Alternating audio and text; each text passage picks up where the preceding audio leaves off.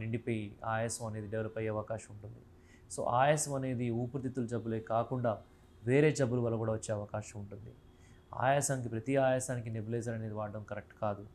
ఆయాసం వస్తుంది అంటే త్వరగా డాక్టర్ని కన్సల్ట్ అవ్వండి. కొంతమందికి కొన్ని గంటల్లోనే చాలా డేంజరస్ ప్రాబ్లమ్స్ అవ్వచ్చు కనుక as soon as possible 2-3 days నుంచి ఆయాసం ఉందంటే 4th డే రోజు మిడ్ నైట్ హాస్పిటల్కి వెళ్ళకండి.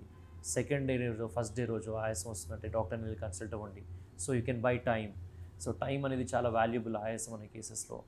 కొంచెం మనకి త్వరగా దాన్ని ట్రీట్మెంట్ చేసే అవకాశం ఉంటే కనుక డేంజర్ అనేది తప్పే అవకాశం ఉంది. లేట్ అయ్యే కొద్దీ అది డేంజరస్ అయ్యే అవకాశం ఉంటుంది. కొంతమందికి ఆయాసం నెబులైజర్ పెట్టిన తర్వాత కూడా ఇంకా కొంచెం ఎక్కువ అవ్వచ్చు. సో అలాంటి కేసెస్కి మనం వెంటనే ఎమర్జెన్సీ కేర్ ఇప్పించడం ఇంపార్టెంట్. ఈ విధంగా ఆయాసాన్ని అశ్రద్ధ చేయకుండా అది ఉన్నట్టయితే కనుక ఖచ్చితంగా కూడా డాక్టర్ని కన్సల్ట్ అవ్వండి. పల్మనాలజిస్ట్ని కన్సల్ట్ అవ్వచ్చు, కార్డియాలజిస్ట్ని కన్సల్ట్ అవ్వచ్చు. ఏదో ఒక స్పెషలిస్ట్ని కన్సల్ట్ అయితే కనుక